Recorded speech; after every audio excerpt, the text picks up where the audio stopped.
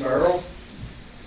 Father in heaven, we come to you today and we just praise your name, Father. We thank you for the blessings you've given us, the spiritual blessings and the physical blessings, Father.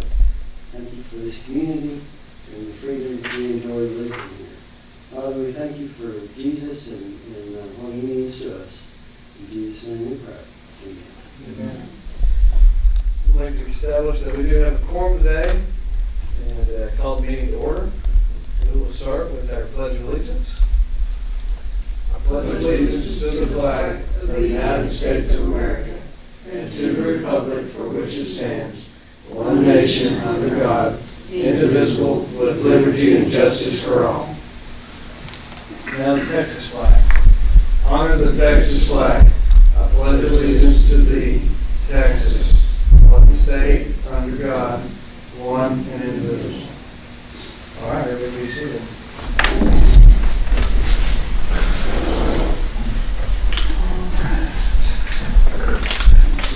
Gil, thanks for joining us today, as always.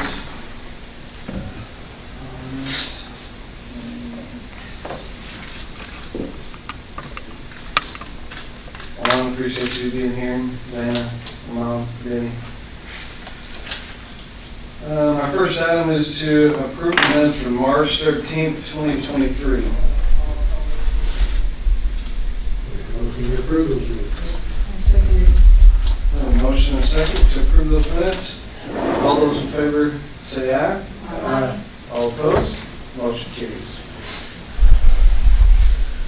The next item is to consider resolution R-791-0423 designating authorized representatives for the city's 2023 TxCDBG Downtown Revitalization Program application.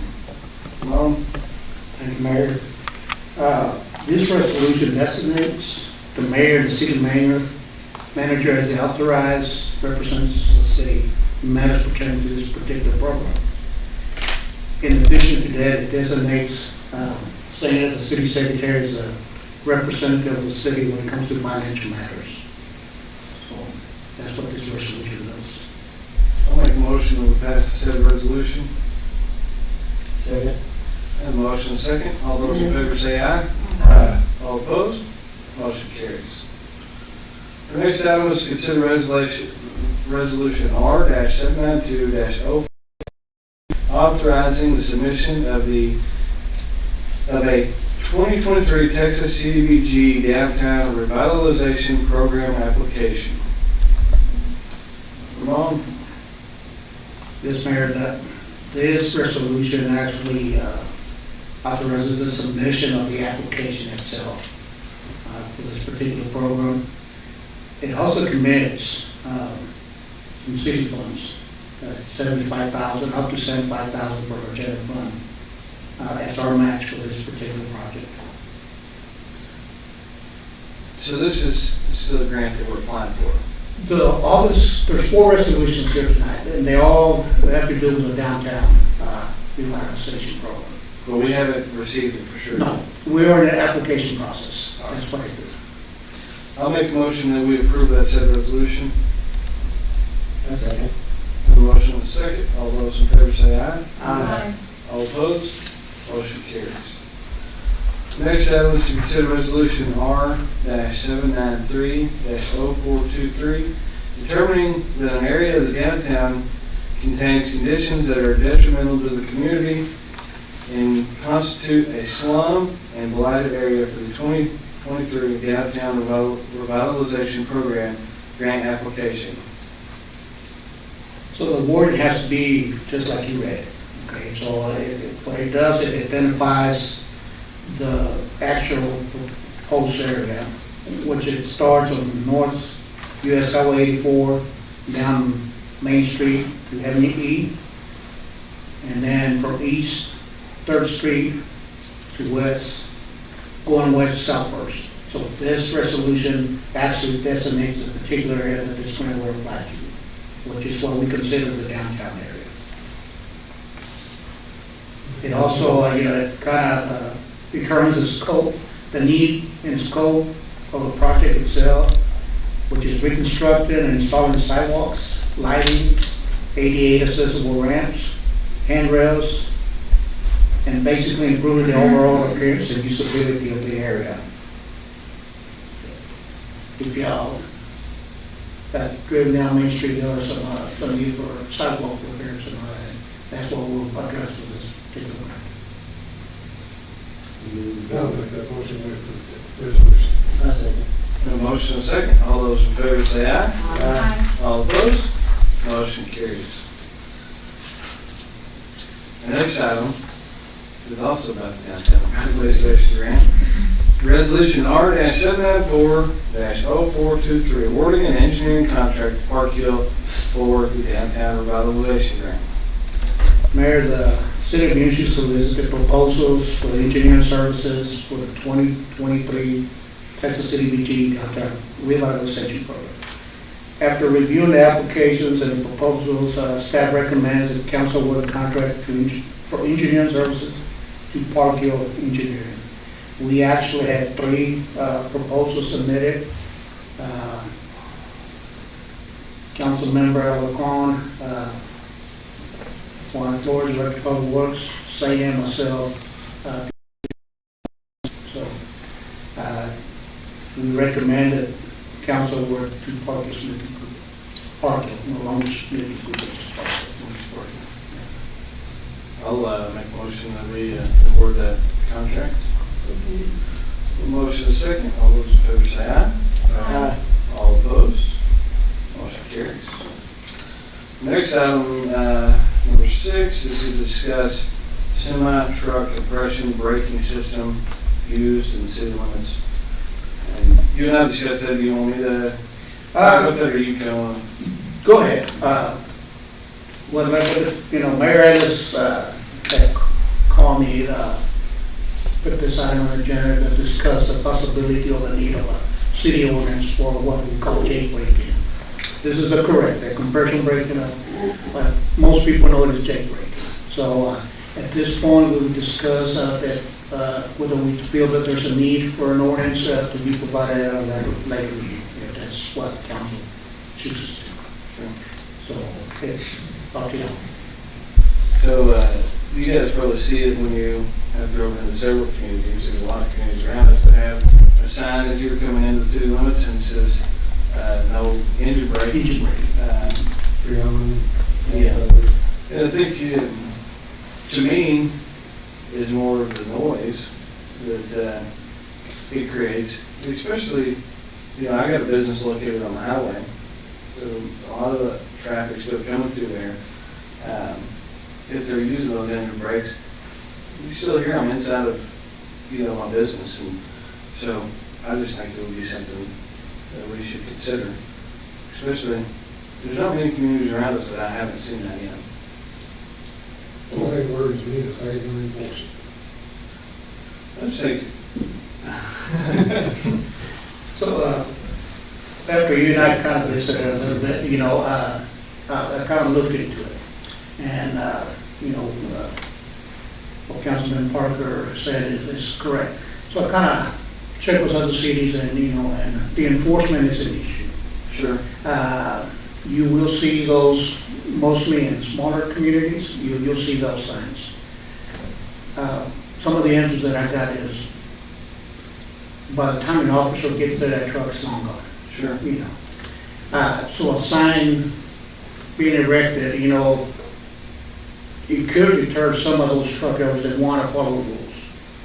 It's like any other traffic sign or any other sign, you know.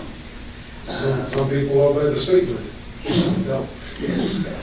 That is, but the council chooses to, I mean, I'll be more than glad to draft an ordinance and bring it before you.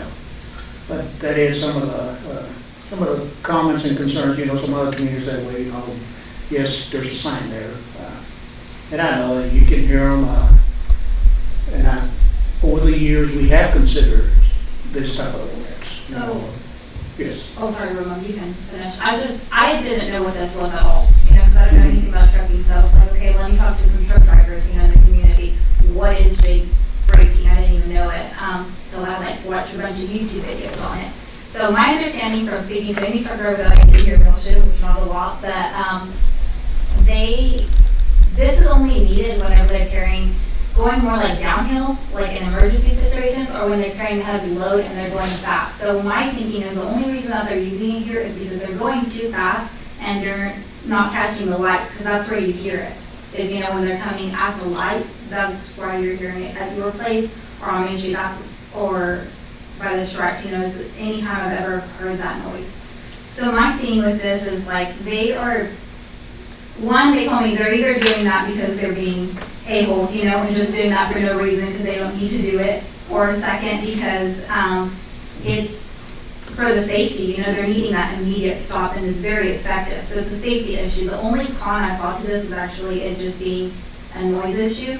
So my thing is with, on those lights at Main Street, at nighttime, in the morning, like, they run them. They don't even stop at our signs. So I'm thinking, like, if we ban this, you know, how scary could that be for them not doing that?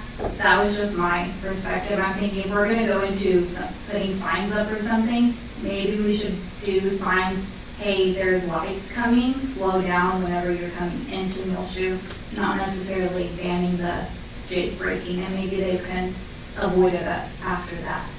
That's where I've seen that being an issue. But that's just what I got from talking to people and diesel mechanics, because I didn't know anything about this.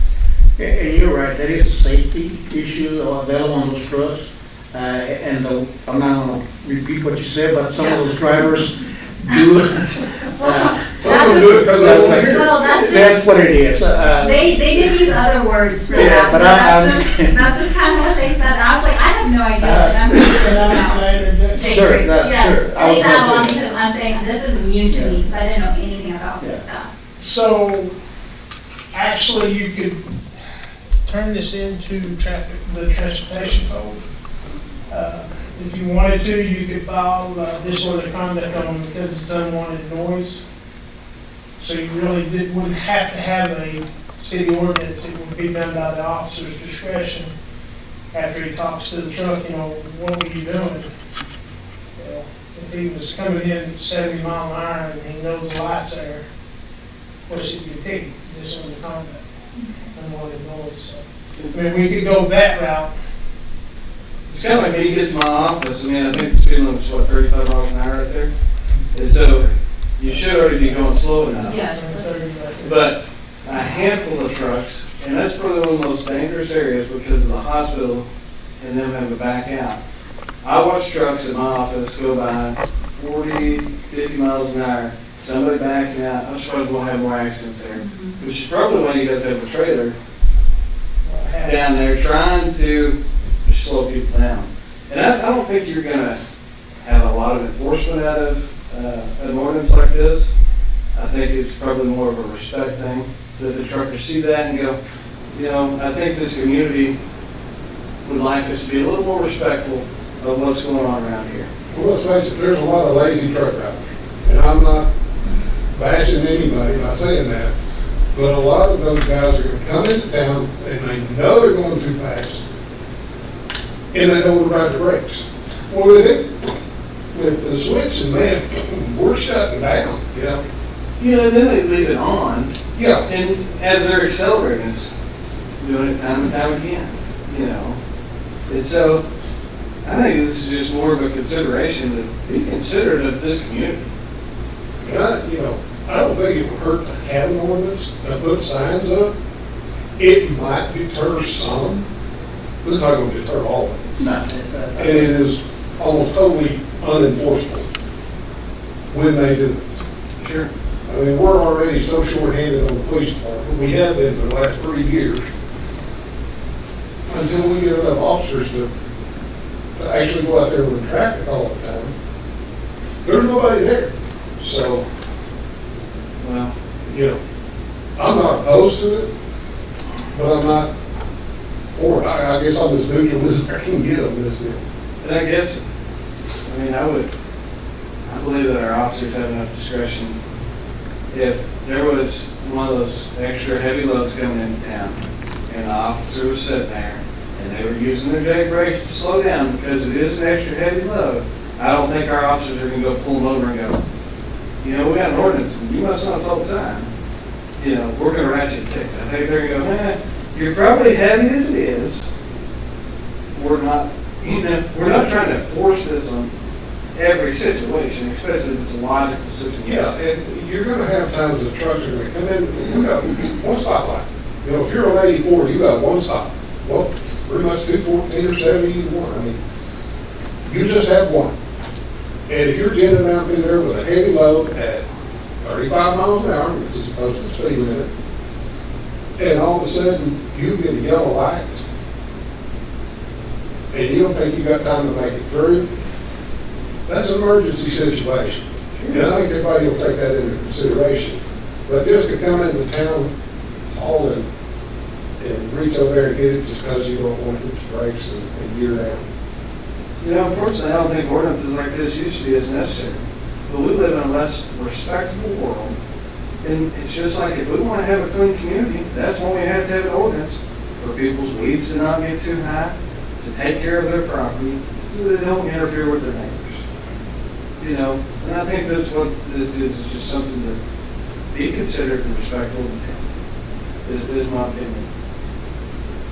We have to enforce it, 'cause even with the semi things, you know, my trip home, I mean, there's still semis parked, you know, and if we keep adding a bunch of, ordinances, but we're not enforcing them, it almost makes it, I mean, I understand why we need to have them, but they're almost pointless if we're not enforcing them, you know, because the people that I spoke with too, they always just go with, they said, you know, if they use it, they just always go like, oh, well, it's a safety thing, and most of those ordinances that other places had in place, you can use it in an emergency situation, so that was always their backup to use that. So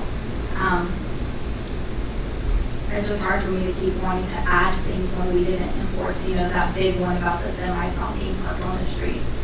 And that was slow practice. I know it is, but I'm just saying, you know, if we keep adding and adding these semi cars, we're like, well, goodness, you know.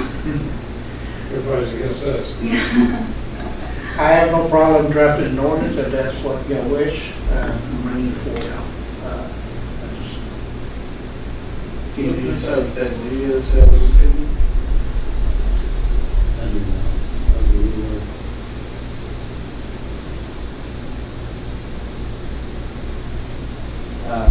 But this is not an action item tonight either, but I would like to see an ordinance drafted and then I guess we could vote on it. Okay. Basically, the only thing we're going to be out on is cost of signage. That's what we're doing. So, I don't even know if we have to pay for that. Is that not state? No, it's, if we draft an ordinance and We still we pay for it. And that's kind of what we said first. We couldn't legally put that the That's lights what I was are thinking, if going we were out. gonna put signs up, you know how Littlefield has those flashing lights? That gets me every time if I'm going pretty, you know, fast fast on, those lights give me a heads up, okay, slow down. And I'm thinking, if we're gonna put money into something, let's do that for the safety, because I have seen, and people have told me like, hey, those guys didn't even stop at the lights, and these are people who are up working out like at 5 in the morning, or they're going to work like at 3 in the morning. They don't even stop, so. We just couldn't have any control over, put any other signage out on And that's state what- highways. So we can address the speeding violation. As far as putting up lights, that will come from the tax side. And the process they will do is they will do a study and determine if there's a need for particular flashlights. Is that like cameras out there? Is that how they do this study? It's a sensor, yeah. That they'll one of the things they do is a traffic count for one of that, and then they'll set up some temporary cameras and kind of determine if there's a need. But the flashing light you're talking about is just, speed limit or Yeah, well, just when the light's gonna turn yellow. I don't know how any of that works, so. Oh, yeah, like in shallow water. Yeah, Down in shallow water, that's what I was water. thinking, in Yeah, shallow water, yeah. It takes something it takes some different. doing for to be able to get tax to do that. I did notice up there by their billboard, Texas billboard, it looks like they have a camera put up out there now. You guys seen that? I hear about Merrick. Yeah.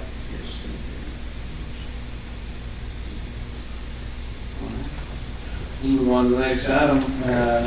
Number 7, to receive the investment summary and financial statement for the quarter ending March the 31st, 2023. I trust that you've all reviewed that, and I'm going to make a motion that we receive that summary and financial statement. Second. A motion and a second. All those in favor say aye. Aye. All opposed? Motion carries. The next item is administrative reports. Mayor, just one item, the staff attended the TML Region III meeting back on March 23rd at the Lubbock Coliseum. It was hosted by Visit Lubbock. So it's a well-attended meeting, so good presentation. And kind of talk about what Lubbock's doing to kind of stay up with the growth. So, and that's all I have. Does council have any remarks? Can I put a plug in for the senior center? No, because we will have to charge you for it. Go right. Yes, sir. May. We have 2 items at the senior center.